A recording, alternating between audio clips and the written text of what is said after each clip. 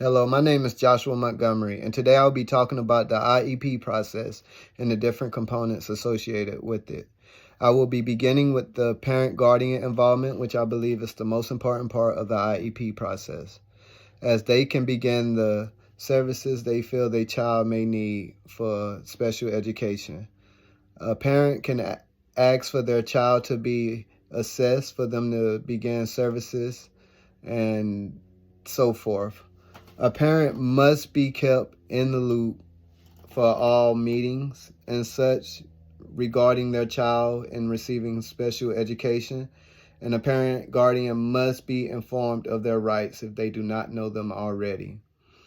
The next part I will talk about of the IEP is the referral process, which again a parent can initiate by asking for their child to be assessed to receive those services, as well as a teacher who can also ask for the student to be assessed to receive IEP and special education services. Student can be accessed yearly to see if the services is helping or if a change of services is needed.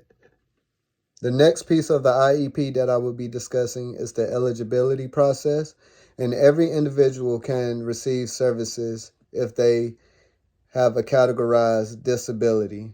They must be assessed as having a disability to receive an IEP and special education services, and they must agree to receive those services as well.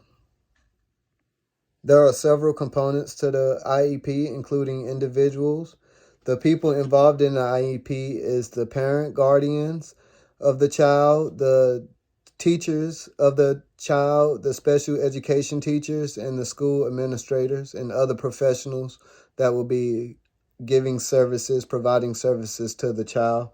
The IEP consists of modifications and accommodations that will be made in the classroom to help the child be more successful. This could be what the child is learning in the classroom and how they are taught in the classroom. The goal of the IEP is to keep the child in the least restrictive environment as to keep the child around their peers. There are ethical practices to keep in mind when making an IEP, like keeping the parents involved at all times when making an IEP so they can be first in decision making when it comes to their child getting their education.